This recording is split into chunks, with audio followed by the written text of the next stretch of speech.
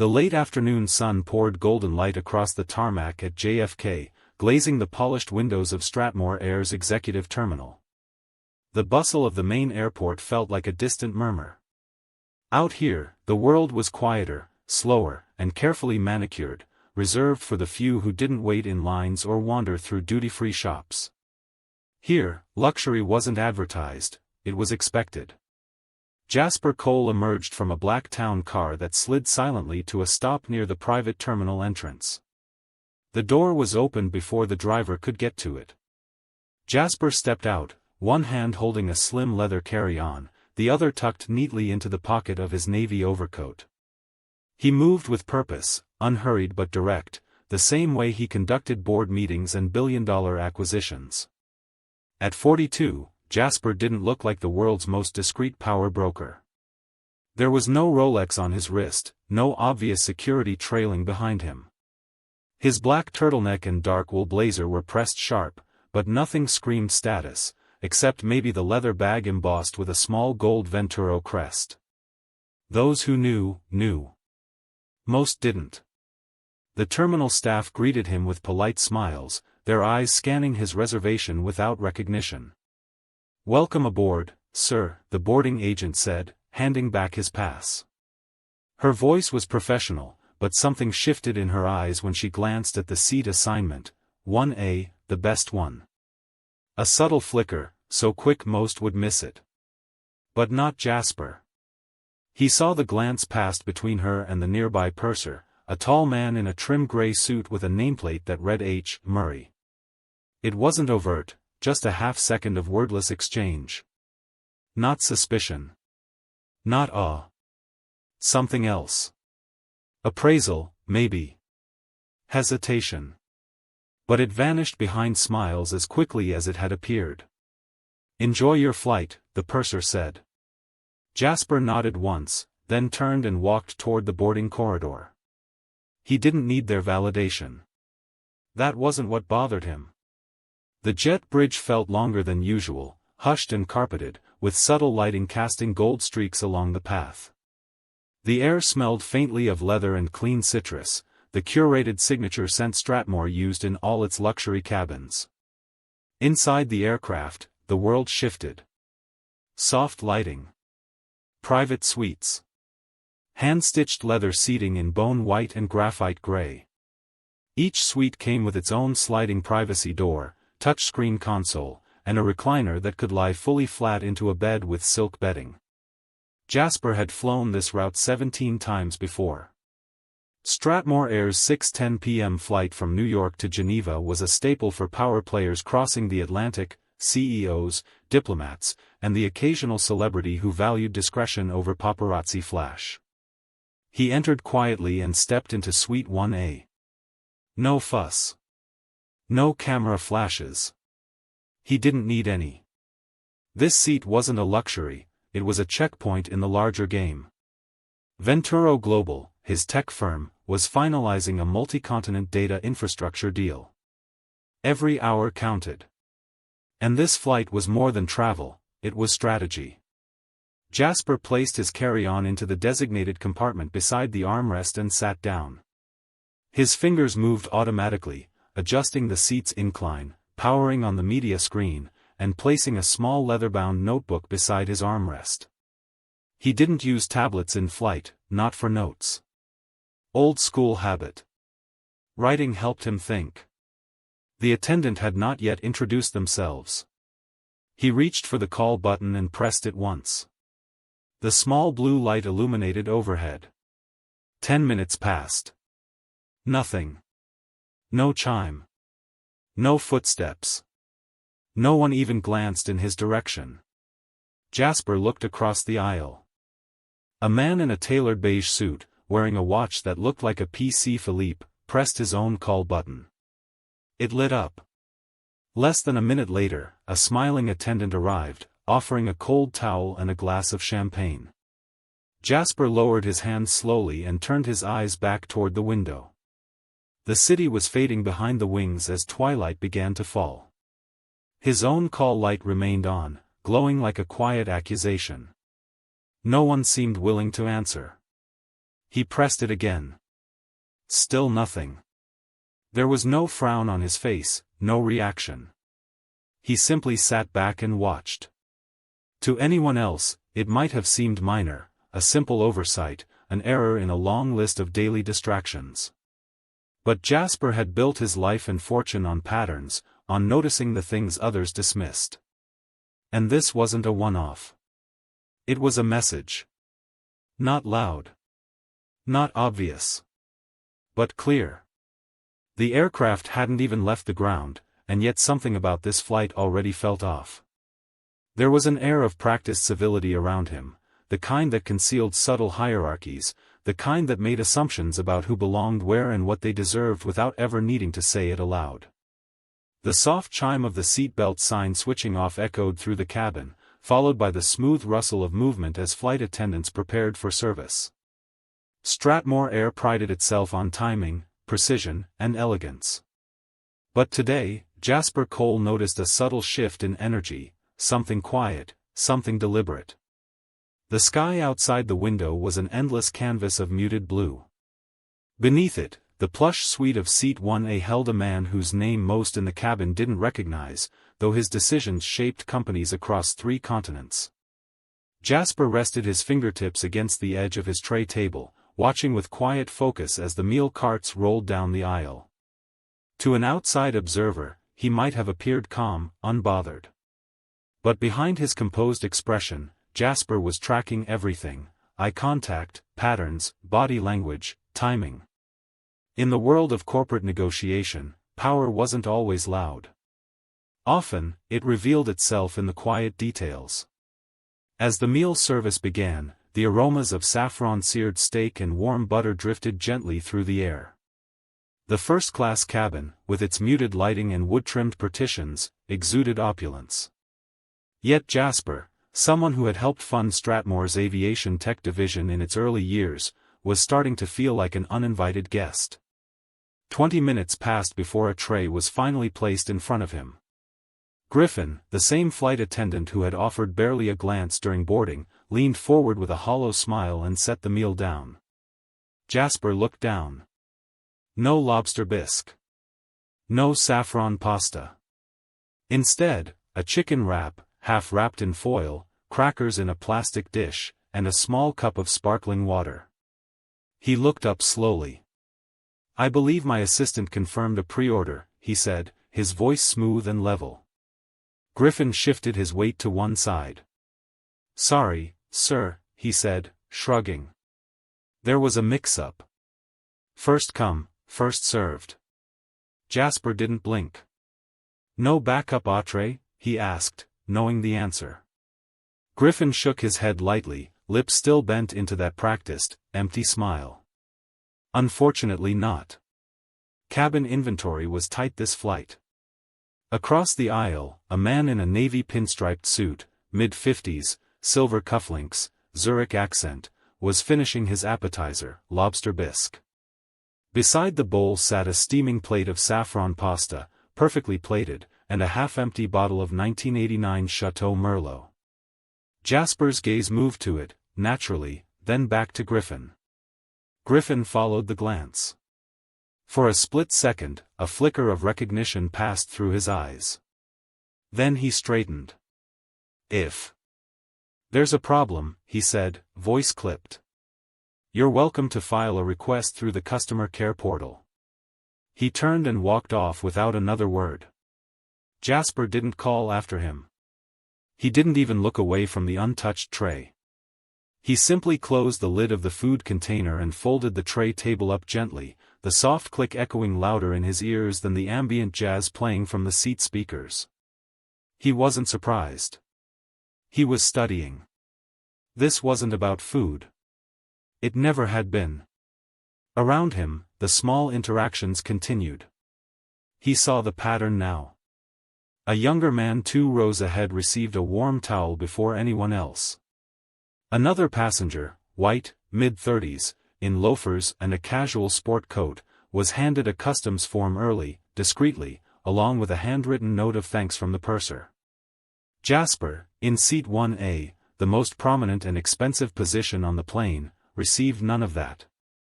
The cabin lights had dimmed to a soft amber glow, casting long shadows across the polished brass fixtures and high-gloss wood grain of Strathmore Air's first-class suite. Jasper Cole sat motionless in seat 1A, his tray untouched, his posture as composed as a chess master mid-game. The lukewarm chicken wrap still sat before him, its foil peeling back slightly, revealing a rubbery texture and the unmistakable smell of mediocrity.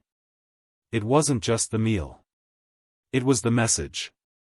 And Jasper had received it loud and clear. With a quiet breath, he reached into the side compartment of his carry-on and withdrew his phone, sleek, matte black, and unbranded, though a closer look would have revealed the micro-etched crest of Venturo Global near the base.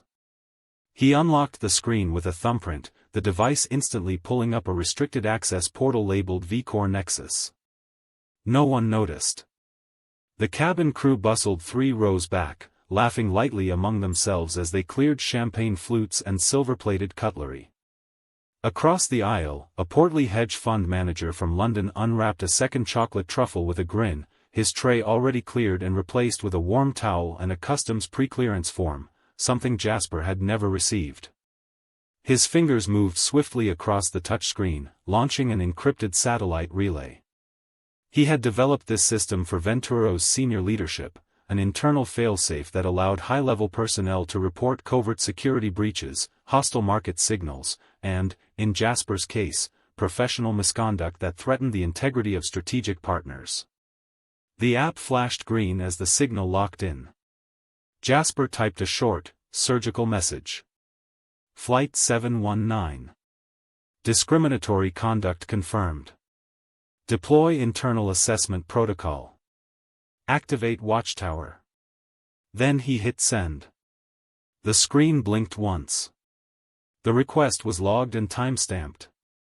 From here, Watchtower, a proprietary algorithm housed in Venturo's deep cloud infrastructure, would begin its silent sweep. It would comb Strathmore Air's internal records, employee profiles, passenger manifests, and biometric service data. It would cross-reference in-flight logs, hospitality metrics, and real-time behavior analytics. Within hours, it would either find a loose thread, or pull apart an entire tapestry. Jasper set the phone down beside him and leaned back, his hand moving automatically toward the small leather notepad resting on the seat's edge. The pen clicked open without sound. He began writing. Tiny details at first. Easily overlooked by anyone not paying attention. Seat 3C received second dessert before main course cleared. Seat 2B offered private customs form, no similar offer extended in rows 1A or 1C. Seat 4A referred to by last name. Was addressed as Sir twice. He paused, glancing to his left. The Zurich oil executive was half asleep, earphones in, an empty wine glass perched dangerously near the edge of his fold-out table. The wine was 1989 Merlot, Jasper's pre-ordered selection, now in someone else's hands. His pen hovered over the paper. He didn't write that last note. Some details didn't need to be written. They lived in the silence, the kind that builds tension, pressure, and clarity. He returned his gaze to the phone. Watchtower's interface pulsed, cycling through deep scan diagnostics, its progress bar a thin line of light still processing. Across the cabin, the air grew colder, not in temperature, but in tone. Subtle shifts. The way the flight attendant, Griffin, walked more briskly past Jasper's row than the others. The way he chuckled with a passenger in 3D but didn't make eye contact when Jasper handed over his tray. A dozen micro-behaviors strung together in an orchestra of disregard. Jasper didn't confront. He didn't request a manager or cause a scene. That would have given them control of the narrative. Instead, he stayed where he was, watching a silent film unfold before his eyes, one where he played the silent observer, invisible to the characters but in full control of the plot. 2 hours passed quietly. Efficiently. And then, buzz. The phone screen lit up with a notification. Jasper tapped it open. Watchtower had completed its scan. What unfolded on the screen made Jasper's brows lift slightly, the only crack in an otherwise still expression. The report was detailed, segmented by protocol violations, employee actions, and algorithm-flagged anomalies.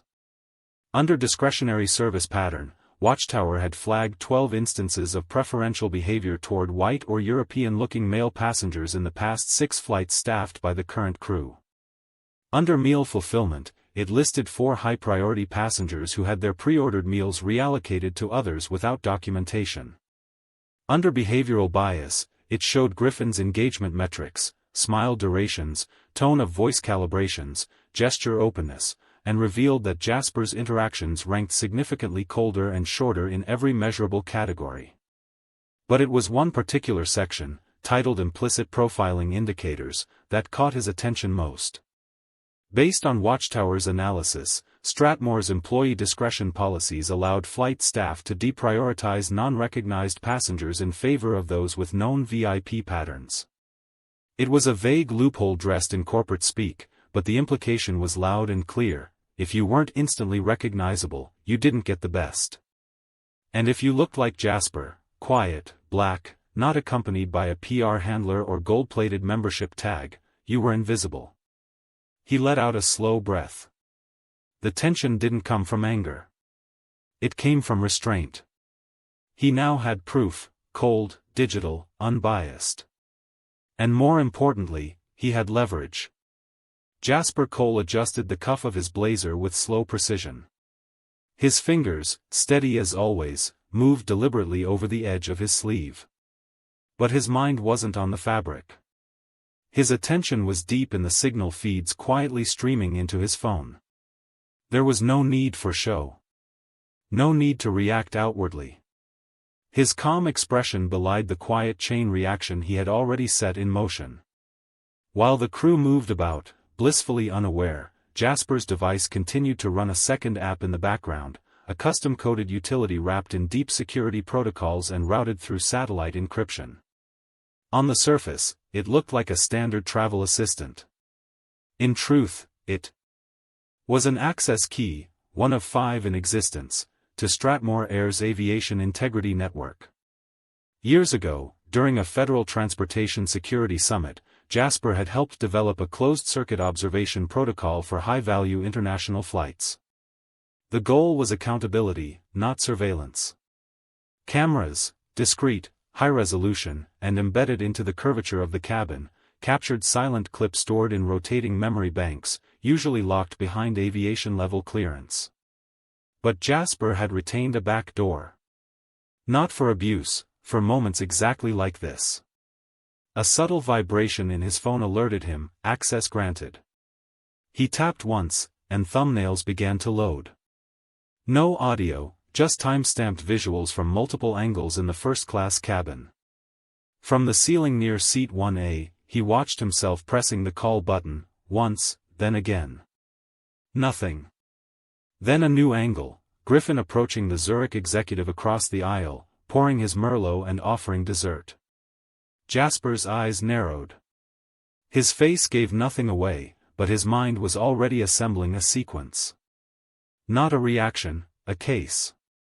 He swiped through the footage slowly, carefully reviewing every interaction that had passed between Griffin and the other passengers. Favoritism wasn't new in premium cabins, but the consistency of Griffin's dismissive behavior, subtle as it was, had formed a quiet pattern. The slow tray delivery. The refusal to acknowledge the pre-order. The shrug when questioned. Each moment meaningless on its own, now compiled into something undeniable when viewed together. Across the aisle, laughter erupted from a pair of consultants discussing golf swings and offshore accounts. The sound didn't reach him, Jasper had noise cancellation enabled, but he could see it. The comfort. The confidence. No hesitation in how they engaged with the crew. No quiet, questioning looks. Just ease. Entitlement. He pulled out his notepad, a physical one, worn leather cover, pages filled with tight, precise handwriting, and began noting timestamps. 9:14 p.m., call button ignored. 9:28 p.m., Griffin serves champagne to 3C. 9:36 p.m., tray delivered to 1A without requested meal. First come, first served, the phrase replayed in Jasper's head. He underlined it twice. It wasn't just bad service. It was targeted neglect disguised as protocol. Satisfied with the evidence, he opened his encrypted messaging platform and typed a short but direct note: Lucian, Watchtower logs confirmed. Forwarding video clips. CBI alert probable. Pull metadata before system scrub. He hit send, then attached 4 of the most telling clips. Each one was no more than 20 seconds, but together they told a story Lucian Cross would understand. Lucian had been head of compliance at Ethos Link for 6 years and a personal contact for nearly 10. Their partnership was built on favors, information, and absolute precision. Years ago, Jasper had salvaged Lucian's career during a portfolio scandal that could have ended both their reputations. Lucian hadn't forgotten. He never would. Jasper glanced out the window, the Atlantic, a cold sheet of black beneath scattered moonlight. He took a slow breath. This wasn't revenge. It was correction. A shadow moved past, Griffin again, laughing quietly with the passenger in 2B. He didn't glance at Jasper. Didn't pause. Just continued his rounds with practiced charm, oblivious. Jasper leaned back and closed his eyes. His phone buzzed once. Lucian received. Running pattern scan. Pulling service logs. Will revert. Good. The machine had started. Moments later, a younger attendant approached him with a warm towel. Would you care for another drink, sir? Jasper looked up, offering a polite nod. No, thank you. The man hesitated, as if expecting more. When Jasper returned to his notepad without another word, the attendant quietly moved on.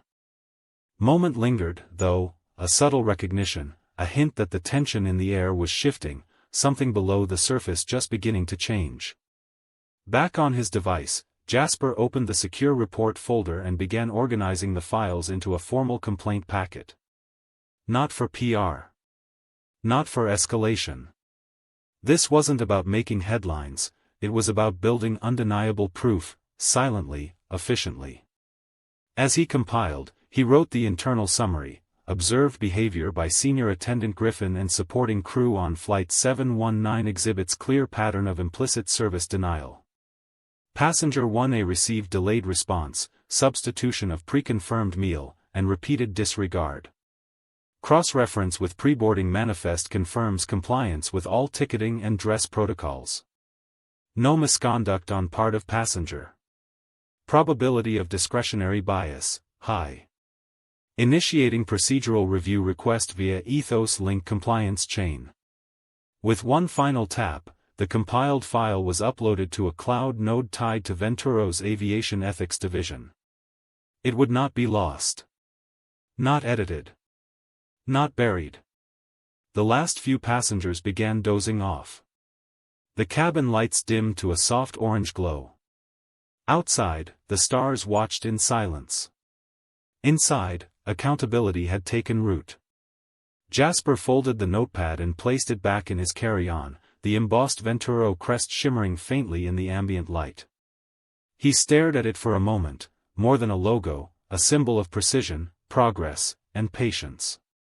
Another vibration, a second message from Lucienne: CBI flags confirmed. Preliminary review underway. Metadata from crew log shows a time of service inconsistencies. Cross-referencing now. Stand by. Jasper's lips pressed into a neutral line. He slipped the phone back into his inner jacket pocket and leaned into the headrest. There was nothing more to do for now. The seed was planted, and soon the walls around Griffin and his team would begin to tremble. They wouldn't know why, not yet, and that was the point. With the gentle hum of the engines once again wrapping the cabin in calm, Jasper closed his eyes. The world outside was still dark, but inside that aircraft, a light had just been switched on, quiet, unseen, but irreversible. And the audit had already begun. Somewhere above the dark waters of the Atlantic Ocean, Flight 719 glided through the sky, its engines humming softly like a lullaby over sleeping clouds. The cabin lights had dimmed, casting a golden hue over the first-class suite where Jasper Cole sat motionless, a leather notebook resting on his lap.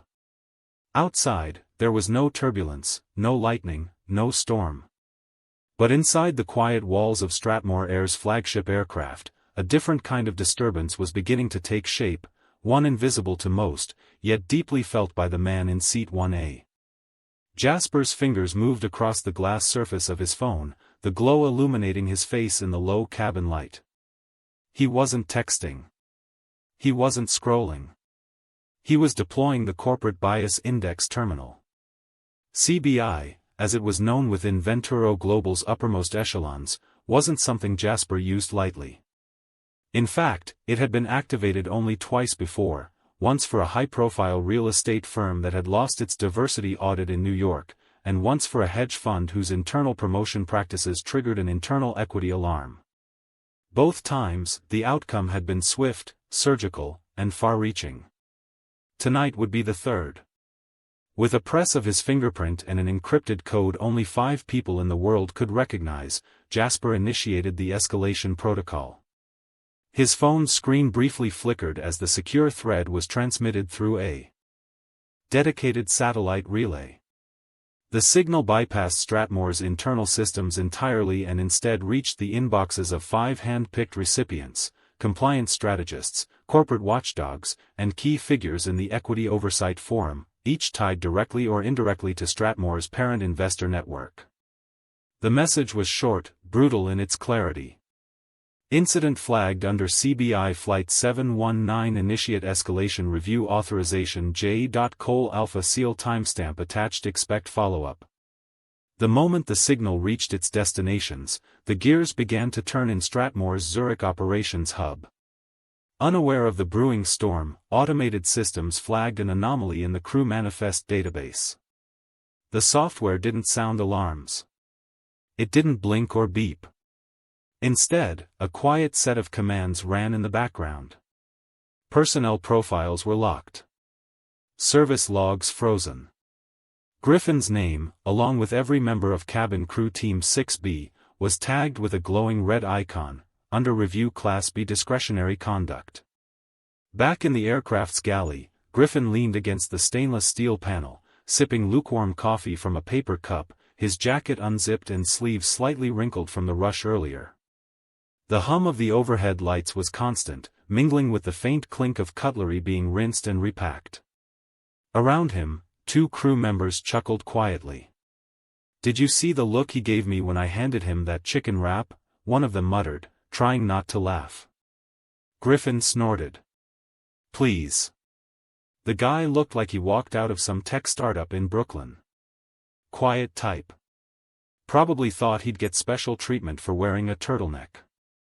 They laughed again, not loudly, but just enough to feel safe, just enough to let their assumptions fill the space where professionalism should have been. Outside the galley, the rest of the cabin moved as expected. A light snore escaped from the middle aisle. The hum of the engines remained steady. A steward walked by offering a refill of water to a drowsy passenger. Everything was ordinary, on the surface. The night was calm. But in the cockpit, a faint flicker appeared on the co-pilot's side screen, a system check that reset briefly before returning to normal. Neither the pilot nor co-pilot thought much of it. Glitches happened. Reboots happened. Yet if either had looked closer, they would have seen the faint red banner along the bottom. CBI protocol in progress. Personnel review mode activated. Jasper sat quietly, observing. His mind didn't dwell on the poor service or the ignored call button anymore. That was just the spark. What mattered now was process. Accountability. The quiet, unshakable movement of truth, when paired with the right kind of power. He glanced around, noticing small details others might miss, the way Griffin had skipped him twice during drink service, the way a folded napkin had been placed with care on another passenger's tray but tossed near his own with disinterest. He didn't need to feel anger. He didn't need to say a word. He simply took notes. His hand moved calmly across the notebook, recording observations with the precision of a surgeon. 12:14 a.m. Seat 2C offered double dessert. 12:29 a.m. 1A skipped during refill. 12:44 a.m. Griffin referred to 1A with passive tone. To most, these would seem like minor things, petty, even. But Jasper understood patterns. And patterns, when linked to power, told stories louder than words. Meanwhile, thousands of feet below, Stratmore's corporate liaison, a man named Nolan Keyes, received the encrypted alert. He sat upright in bed in his Zurich apartment, rubbing his eyes as the message decrypted on his private tablet. One look at the authorization code, and his breath caught. Jasper Cole. Nolan wasn't just a liaison, he had once been a junior analyst at Venturo Global. Jasper had personally signed his promotion years ago, and now, Jasper's digital footprint had resurfaced in the form of a protocol few even remembered existed. Nolan scrambled to open the compliance dashboard. Within seconds, he confirmed the scope. The incident had originated mid-flight. Cabin crew personnel bias flag raised. Attached metadata. Video logs pending. His fingers moved quickly. Emergency compliance flag issued. Internal system access suspended for cabin crew team 6B, pending footage verification. A quiet storm was building, and nobody on that aircraft had the slightest clue. Back on board, the crew carried on. The scent of reheated pastries floated faintly from the kitchen. One of the younger stewards leaned in to whisper something to Griffin about an early landing. Griffin chuckled again and shook his head. He'll land, get his little refund, and that'll be the end of it.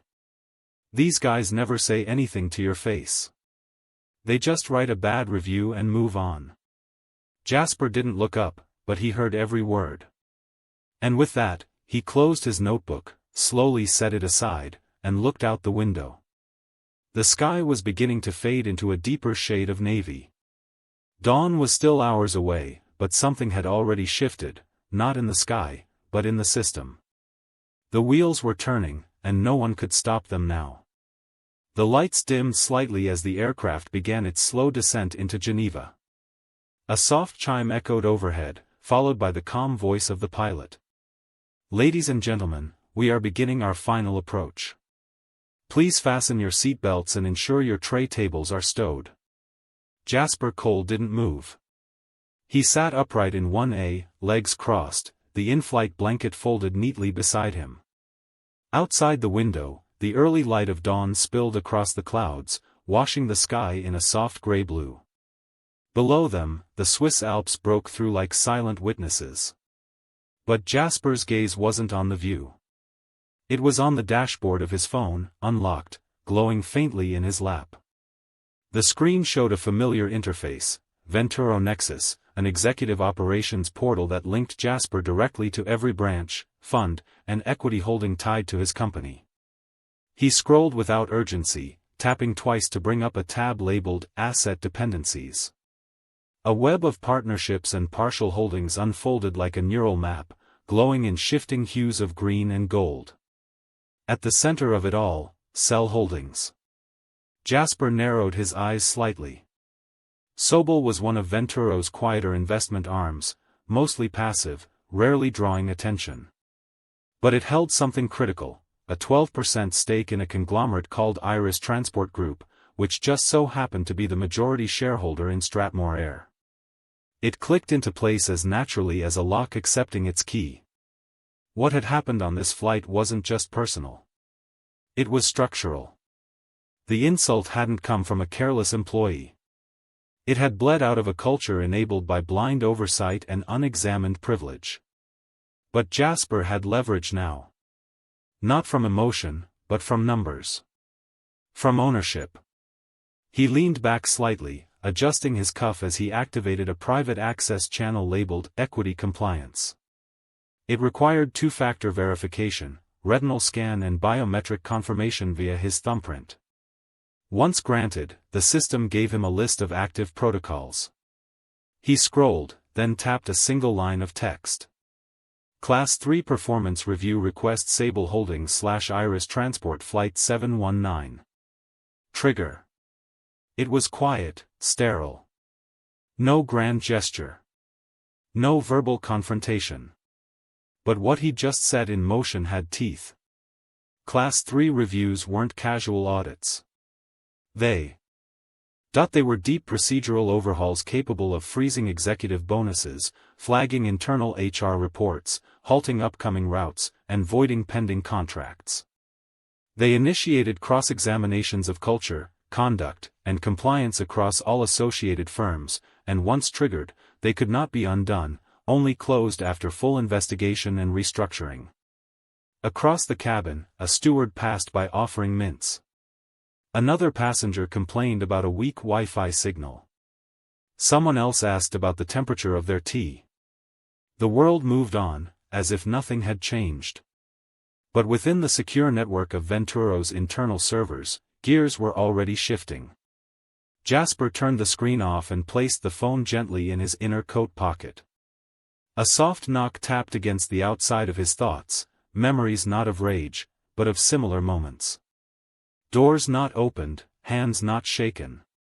Assumptions layered like wallpaper over decades of work. People saw what they expected, rarely who he was. But now they would see it. His wrist buzzed. A short secure message from Lucian Cross slid across his smartwatch display. Footage received. Report compiling. Forwarding to board shortly. A second later. You were right to act. Just in time. Jasper responded with one word. Proceed. The cabin tilted gently as the landing gear began its slow mechanical descent. Below them, Geneva glimmered in the soft morning light. Roads curved like veins, alive with motion, unaware of the quiet reckoning inbound. Across the aisle, the same flight attendant, Griffin, walked past with a tray. He gave Jasper a perfunctory nod, then leaned toward another passenger with a smile that didn't quite reach his eyes.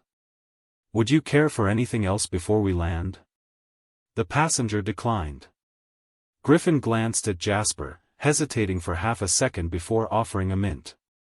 Thank you for flying Stratmore Air, he said. We hope your experience was satisfactory. Jasper met his eyes without flinching. He took the mint with 2 fingers, calm and steady, then replied in a tone as smooth as glass. You'll hear soon. He didn't raise his voice. He didn't blink. And that somehow unsettled Griffin more than if he'd yelled. The attendant gave a small, confused nod and turned away. He didn't understand the weight behind those 3 words, not yet. But he would. So would Stratmore. If you believe no one should be humiliated because of their skin color, hit subscribe right now. The wheels touched down on the Geneva tarmac with the faintest hum. The sun was just beginning to rise over the snow-capped Alps in the distance. The city was waking up, but inside the Stratmore Air flight, time seemed to slow. The overhead lights cast a sterile glow across the luxury cabin as seatbelts unclicked and the shuffle of movement filled the aisles. Leather shoes tapped softly against plush carpet. Suits straightened. Watches checked. Voices low, polite, measured, the theater of elite travel. Jasper Cole remained still. He sat in seat 1A, the same seat that had witnessed a quiet war play out over the course of the flight, one of power, perception, and prejudice. The tray before him remained untouched. The plastic cup of sparkling water was still half full. His carry-on sat at his feet, the leather-polished Venturo crest catching the light. Around him, passengers collected their things, each moving with a blend of efficiency and entitlement. But Jasper waited. He always waited. Let the others go first. Let them assume. Let them move ahead with their imagined victories. He understood something they didn't.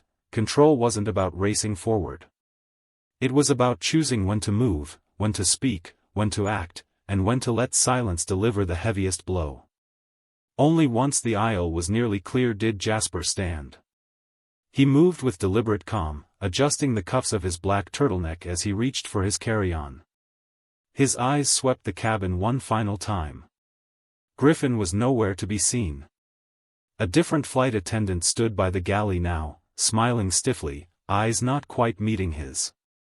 No apology, just silence, but silence could be useful. It left room for consequences. The jet bridge extended like a tunnel of steel and glass, bathed in a soft blue light from overhead LEDs. A chill hung in the air. Geneva's cool spring mornings were notorious for their crisp bite, and Jasper welcomed it. He stepped forward, his footsteps quiet but firm, echoing faintly against the metal floor. At the end of the walkway, a young man in a Navy Strathmore uniform waited. His hair was neatly parted, his ID badge clipped precisely to his blazer. In his hands, he held an envelope stamped with the Strathmore Air seal, embossed gold-edged official. "Mr. Cole," the man said, voice careful, respectful, but threaded with tension. He took a small step forward. "Welcome to Geneva. Our headquarters would like to offer their apologies for any service inconvenience during your flight." And Jasper didn't break stride. He didn't even glance at the envelope. He simply raised a hand, palm outward, a small but powerful gesture of interruption. "Send it to legal," he said calmly. The man blinked. His outstretched hand holding the envelope faltered slightly. "Sir?" Jasper stopped a foot away from him, his gaze steady but not unkind, measured, like someone speaking from a place far beyond irritation. "Anything you say from this point forward," Jasper said, "will be subject to compliance recording.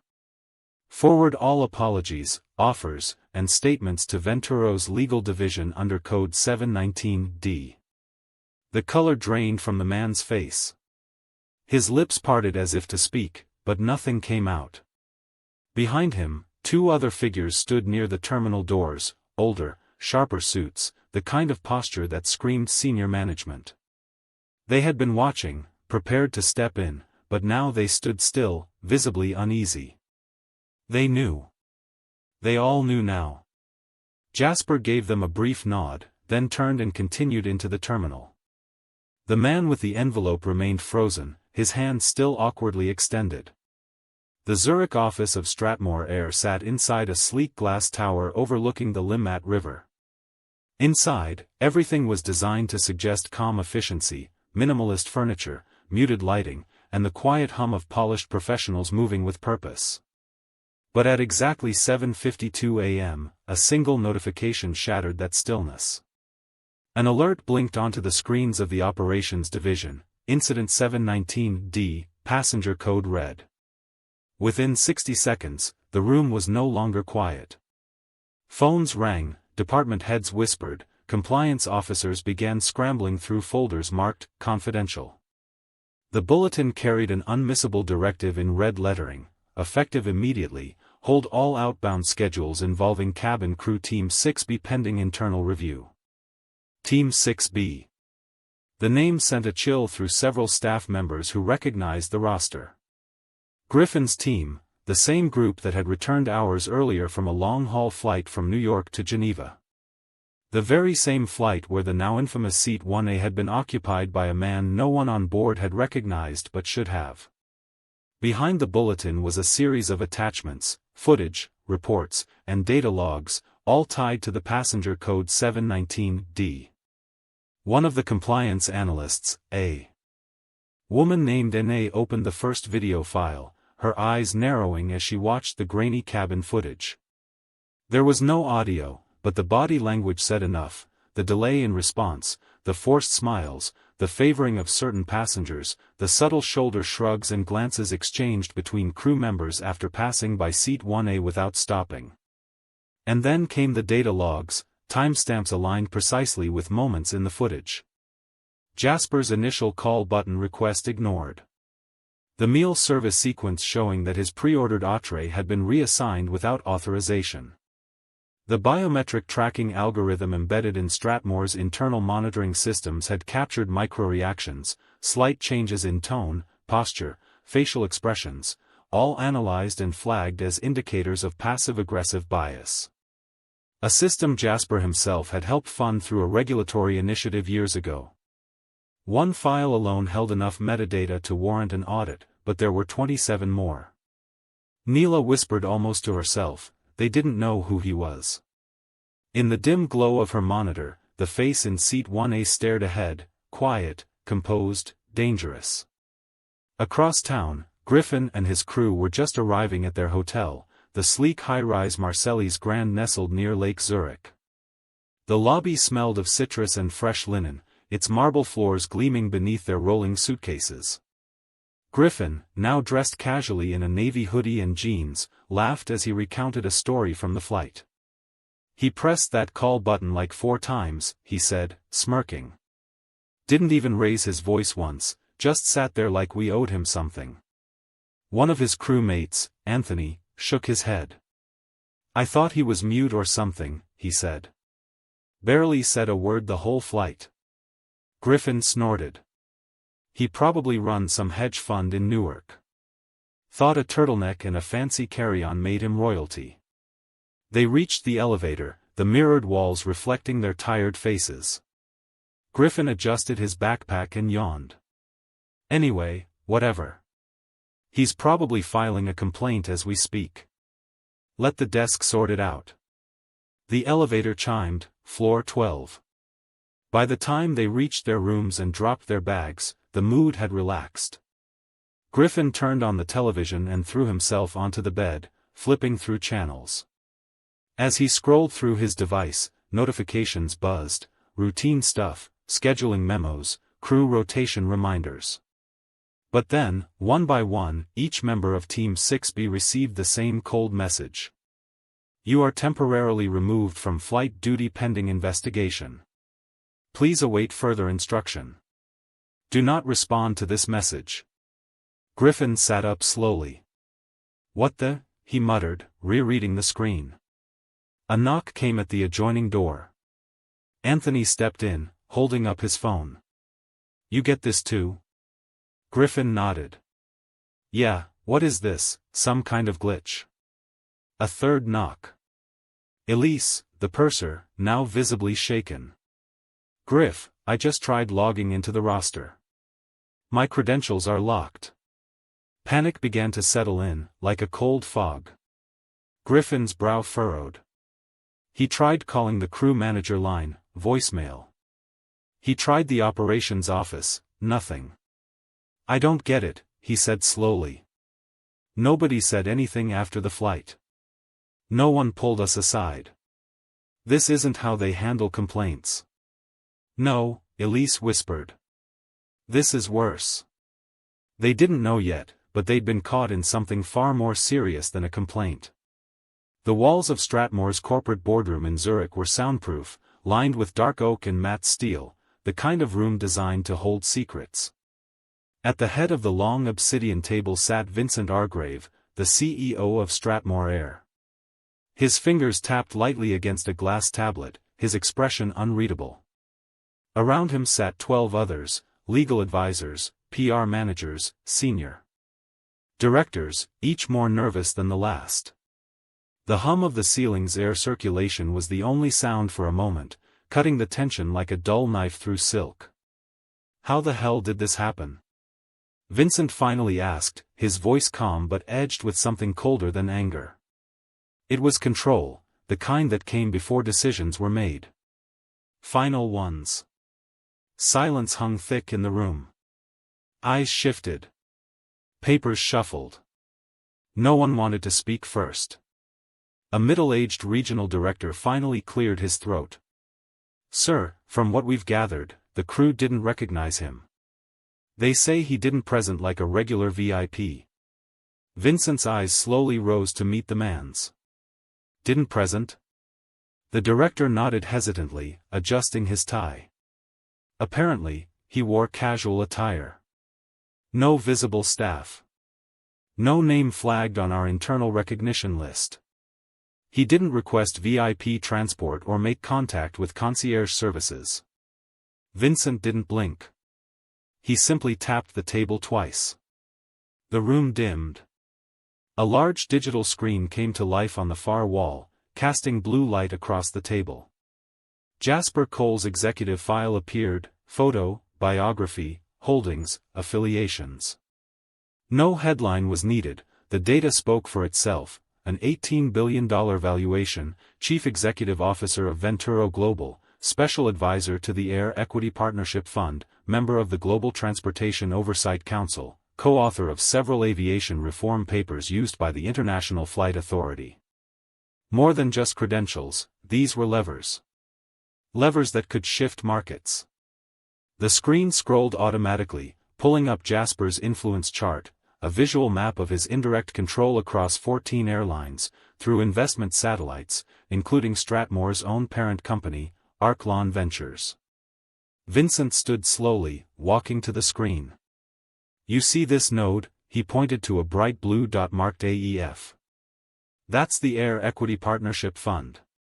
Do you know who chairs their ethics review board?" No one answered. "Jasper Cole," he said, turning. "The man your crew gave a chicken wrap and a plastic cup." Tension cracked like static across the room. The PR director, a younger woman in a cream suit, tried to salvage the moment. "We can issue a formal apology, a public statement, emphasize commitment to fairness, diversity, and oversight. We have language for this." Vincent raised a hand. She stopped mid-sentence. "Not enough," he said flatly. "This isn't about language. It's about perception. It's about who we embarrassed and how far the damage could spread if he chooses to say even one word in public." The legal advisor beside him shifted in his chair. "He hasn't posted anything. Not on social. Not in the press. Our alerts haven't picked up his name on any major outlet."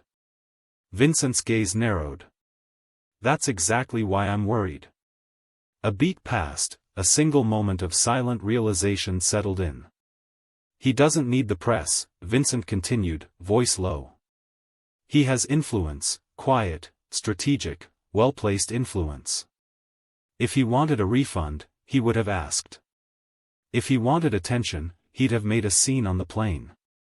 He didn't. He stepped back to the table and sat down, folding his hands. He's planning something."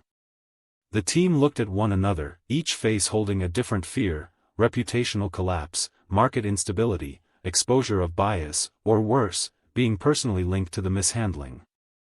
The private conference room in the heart of Geneva's financial district was deliberately unremarkable.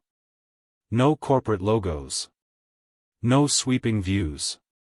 Just steel-gray walls, a polished walnut table, and the low hum of climate control.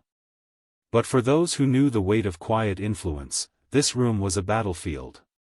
And tonight, Jasper Cole had come armed, not with anger, but with precision. He sat at the head of the table, a black leather folder resting before him. No assistants. No lawyers. Just him, poised, focused, and deliberate. Across from him sat Lucian Cross, the head of compliance at Ethos Link, looked both intrigued and wary.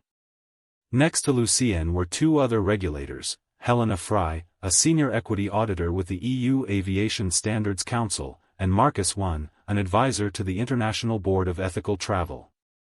The fourth chair was occupied by Amir Rami, a data integrity officer who had worked with Jasper years earlier on predictive accountability frameworks. Each of them had cancelled evening plans for this meeting, none of them asking why. Jasper leaned forward slightly and opened the folder, revealing a printed dossier stamped with the Stratmore seal. "I appreciate you coming on such short notice," he began, his voice steady but measured. "This isn't a complaint, it's a case study, one I think will interest all of you." Lucien gave a small nod, trying to read Jasper's expression. "We heard murmurs, Zurich's internal board hasn't released details." "They won't," Jasper replied. "Not until they have no choice." He slid a slim tablet across the table, the screen flickering to life and displaying time-coded video clips, silent, clean evidence without embellishment. The regulators leaned in. On screen, Griffin's forced smile played on loop, the delayed meal service, the ignored call button, the indifferent shrug. Jasper's calm face never changed, but the footage captured everything else: the context, the contrast, the quiet discrimination cloaked in professionalism. Helena looked up, lips parted. These are from Stratmore's internal cabin cams? Restricted access feeds? Amir murmured, clearly impressed. He's not just documenting, he's building a pattern. Jasper sat back, folding his hands. This isn't about punishing a single crew.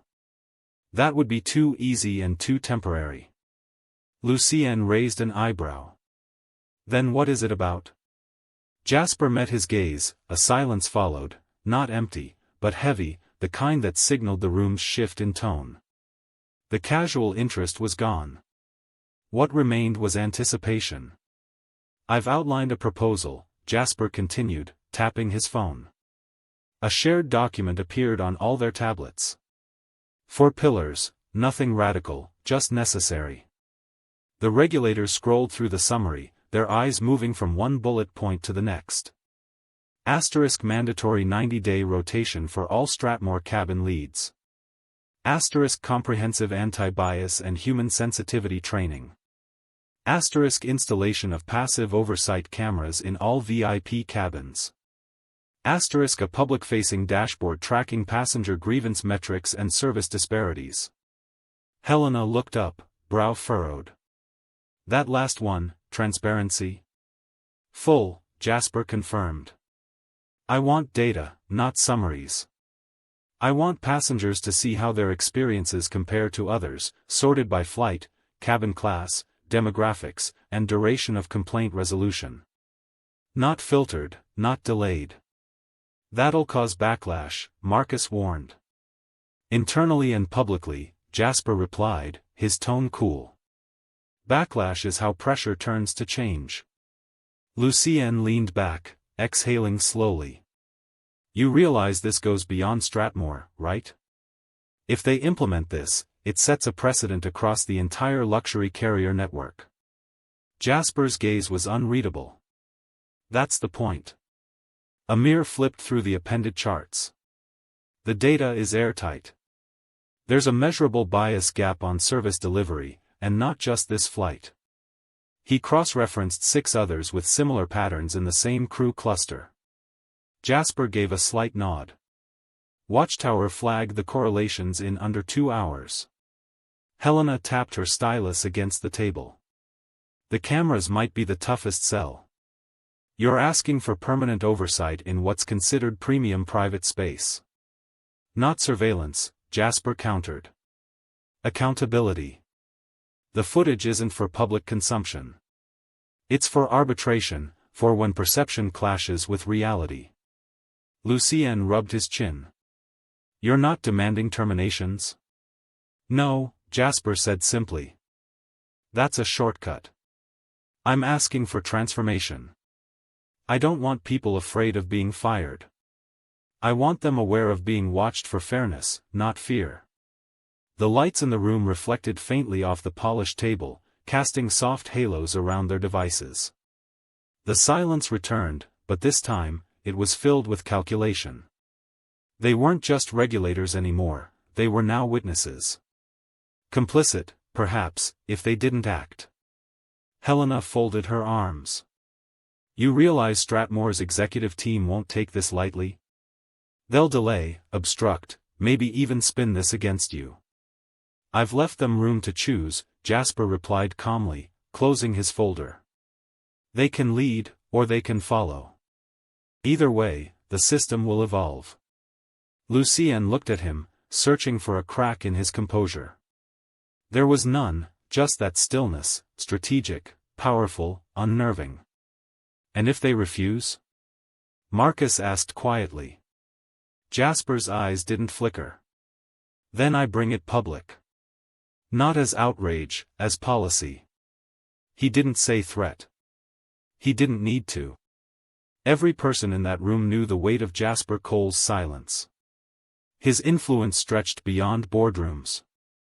He advised tech consortiums, held Ghost equity in multiple transportation firms, and co-authored the regulatory framework that Strathmore itself relied on. Lucien exhaled again. That's going to sting them. It's supposed to, Jasper said softly. But it'll make them better. The morning sun cut a sharp line across the glass windows of Strathmore's Zurich headquarters, reflecting off the sleek facade like a scalpel pressed against pride. Inside the executive suite on the 38th floor, the atmosphere was thick, not with noise, but with the silence that comes just before a fall. Strathmore Air had been through turbulence before, but nothing like this. Not the kind where engines fail or wings ice over. This was internal, cultural, invisible to most, but not to the one man who mattered. At precisely 8 a.m., Strathmore's communications director, Eliza Bell, clicked send on a prepared statement that had been rewritten 12 times and reviewed by 17 legal hands. It was crafted, honed, and buffed until every word felt like porcelain, delicate, calculated, and designed to survive scrutiny.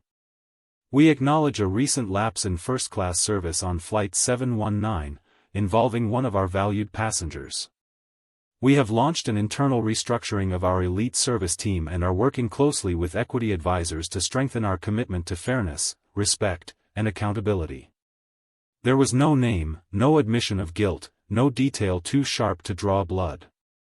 But even in its vagueness, the message screamed one thing to those who knew: damage control. Across aviation forums, investor channels, and high-tier travel lounges, the response was immediate and electric. Threads exploded with speculation. One post on Altitude Elite, a popular private forum for business-class travelers, read: Strathmore messed with the wrong passenger. Word is he's someone powerful. Someone connected. Another more direct, anonymous billionaire forces airline reform, not with noise, but silence. And then Strathmore flips VIP culture after mysterious incident. Griffin must be sweating. The momentum built like a wave that had been waiting offshore, silent, patient, now crashing. What few understood, though, was that this wave hadn't come from nowhere. It had been summoned back in Geneva, in a top-floor suite of the Duval Noir Hotel. Jasper Cole stood by the balcony doors, the full city spread before him like a chessboard. The sky was pale blue, streaked with the lingering mist of early morning. From this height, the city seemed gentle, unaware. But below, systems were reacting to his presence like organisms sensing a predator. He sipped black coffee from a matte ceramic mug, his gaze steady as the news alert scrolled across the television in the background. Strathmore's statement was being read aloud by a news anchor. The anchor spoke with carefully modulated concern, but Jasper didn't turn to watch. He didn't need to. The words were expected, safe, precisely what he'd anticipated. He set the mug down on the marble countertop and turned to his tablet, where a stream of live analytics showed sentiment scores, stock comments, and keyword spikes tied to Strathmore Air. The phrase Flight 719 incident was trending in 3 luxury travel subreddits and had even bled into business news circles under vague headlines. The system was responding just as it had been designed to, but it wasn't enough. He tapped open a document labeled Watchtower Summary Report 719D, scanning quickly through the flagged highlights, the facial recognition timestamps, the service discrepancy matrix, the biometric queue readouts showing microaggressions. It was all here, bundled into data that couldn't be denied, no matter how eloquent a press release tried to spin it. Jasper's thoughts drifted, not to revenge, but to responsibility. He remembered his early years in boardrooms, where his presence had been questioned, where silence had been his only defense, because anything louder would be mistaken for aggression. He had learned over time how to weaponize that silence, how to turn every slight, every side-eye glance, into fuel. He tapped the table lightly 3 times, a habit, a signal to focus. Across the room, his assistant, Selene, entered quietly with a briefing folder in hand. She had flown in on the earlier flight, anticipating what Jasper might need before he even asked. They responded, she said, without preamble, laying the folder beside his tablet. Statement went out exactly at 8. Forums are reacting faster than usual. We've already seen upticks in Stratmore's equity volatility. Jasper raised a brow. Did they name me? Selene shook her head. No. They avoided it. He offered a small, knowing nod. Of course they did. They're hoping it ends here, but it doesn't. Selene didn't ask what came next. She knew better. Jasper didn't need to rant. He didn't believe in emotional outbursts or viral takedowns. What he believed in, what had made him who he was structure, systems. The kind that outlasted noise. Back at Stratmore HQ, the mood had shifted from reactive to defensive. Vincent Argrave, the CEO, sat in his private conference room with a panel of legal advisors, PR strategists, and compliance executives. His fingers tapped against the edge of his chair as he stared at the projected news coverage playing silently on the wall. "I want names," he said calmly, though his eyes betrayed fatigue. "Who missed this? Who failed to flag this passenger?" No one answered. At the end of the table, an executive from investor relations cleared her throat. "Sir, we didn't miss him. We didn't see him." Vincent's eyes narrowed. "What does that mean?" She hesitated, then said, "The crew logged him as a standard VIP. They didn't recognize him. He flew alone, no requests for extra clearance, no entourage." She paused. "He wasn't dressed for attention." That last part lingered in the air like smoke. Vincent exhaled through his nose, then, with emotion, signaled the room to look at the screen behind him. A full profile of Jasper Cole appeared, CEO of Venturo Global, market valuation $18 billion, holdings in 23 international firms, advisory power over 7 equity boards, founding engineer behind the Watchtower Protocol. And at the bottom, the most chilling detail for everyone in the room, silent partner, Air Equity Partnership Fund, the same fund that underwrote minority shares in over a dozen airlines, including Stratmore's parent company. Vincent stood slowly, letting the weight of it settle. "So," he said, his voice quiet, "we ignored the wrong man. Worse, we disrespected him." Vincent muttered, "We could arrange a private meeting, offer full apologies, compensation." He shook his head. "He won't want that." "Then what does he want?" Vincent looked at Jasper's profile again. "Change." He was right. Back in Geneva, Jasper had opened a fresh draft of a compliance memo, outlining a proposal he'd been sculpting in his mind since the moment Griffin handed him that cold meal. It was never just about the chicken wrap, it was about what it represented, a system that still didn't see people like him as part of the elite they claimed to serve. As he typed, his fingers moved with precision, no excess, no fluff, just impact.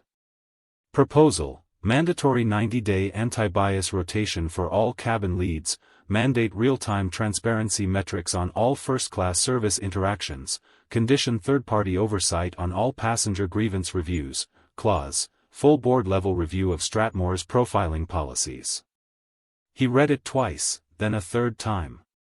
Finally, he sent it off, not to the airline, but to Ethos Link, Stratmore's governance partner. With Lucien's endorsement, it would reach the board directly. He closed the laptop gently. Outside, Geneva moved on. The world didn't know that in a hotel suite above its quiet streets, a quiet man had just shifted the axis of an entire industry, not with a lawsuit, not with a tweet, but with something far more powerful, a demand for accountability that could not be ignored. Still, Jasper didn't smile. He didn't need to. The system had bent, and it would keep bending until it broke into something better. 3 weeks had passed since the silent storm Jasper Cole had unleashed mid-flight. The world hadn't seen a single headline with his name, no fiery press conference, no social media outrage. But inside Stratmore Air's boardrooms and across the leadership circles of the aviation elite, his actions had created deep, deliberate tremors. Griffin West, former lead flight attendant of cabin crew Team 6B, sat in silence on the edge of his studio apartment in Midtown. The morning light spilled across his coffee table, where his company tablet sat, screen dimmed, blinking red in standby mode. He hadn't touched it since the message arrived: "Your contract has been formally terminated, effective immediately. No further employment reviews will be conducted. No reasons listed. No calls from HR."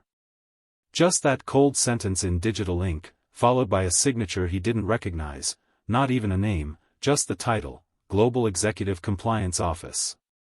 He leaned back slowly, staring at the ceiling.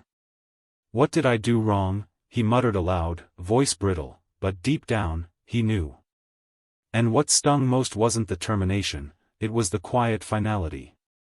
No drama, no scandal, just erasure.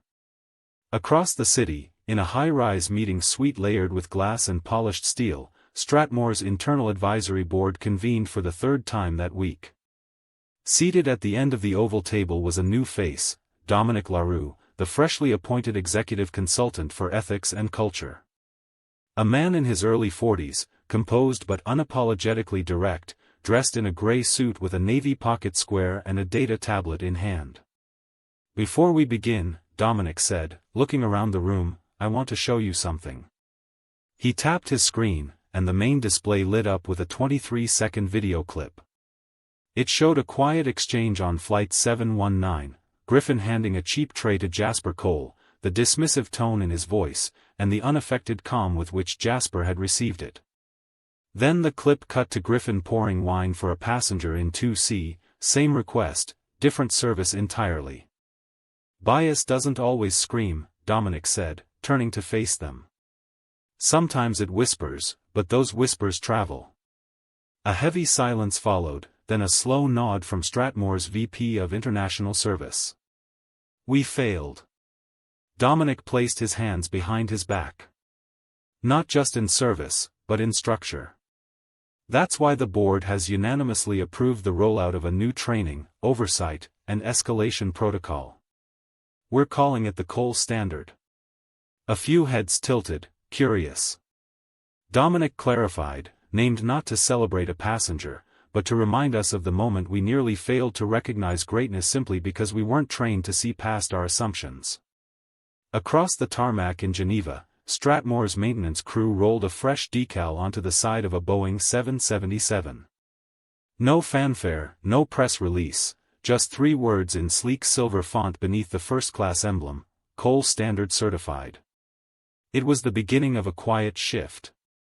Jasper Cole returned to New York on a fog-covered Wednesday morning.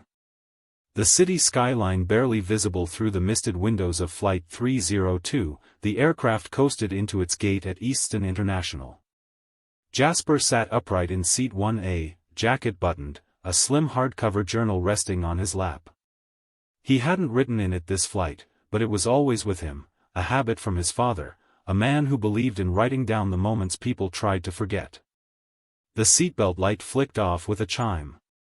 Jasper stood slowly, adjusted his cufflinks, and reached for his leather bag from the overhead compartment. His motion was calm, deliberate. He had learned long ago that dignity isn't in how one enters a room, it's in how one leaves it. As he stepped out into the jet bridge, he was met not by a random gate attendant, but by 2 uniformed Strathmore staff. Both male, both standing at attention. "Mr. Cole," the taller of the two said, offering a respectful nod.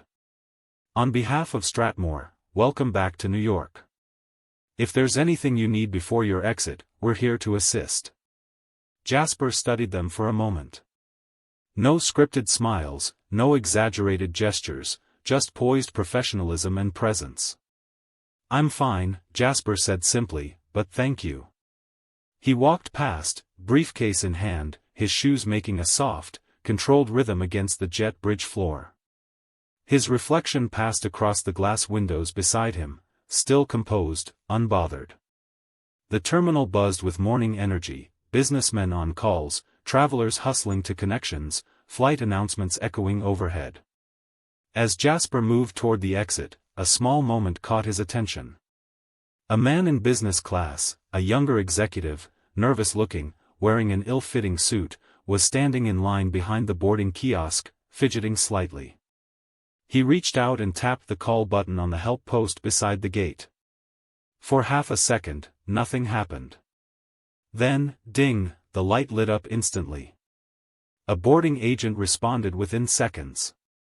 "Yes, sir, how can I help you?" Jasper didn't stop walking, but something in his chest shifted. It wasn't pride, it was recognition. Change never arrived with applause. Real change showed itself in moments so small, most people didn't even see them. As the airport doors slid open and cold air swept against his face, Jasper breathed in slowly. His driver waited nearby, the car door open. He stepped inside. From the rear seat, he looked out the window one last time at the terminal. Then he pulled out his journal and flipped to a clean page. Sometimes the most powerful answers are the ones no one sees coming. The call button isn't just a light. It's a mirror. He closed the journal, leaned back in his seat, and gave a nod to the driver. "Let's get back to work." The car pulled away. From the curb, the city waking up around him, and far above, on a growing number of flights, the Cole Standard was watching, the ones who stand for justice already subscribed. If you haven't, maybe it's time to ask yourself why. Odd disclaimer the story you just watched is fictional, created to shed light on the impact of discrimination and the power of standing up for what's right. Its purpose is to inspire conversations about accountability, respect, and the importance of equality in professional settings.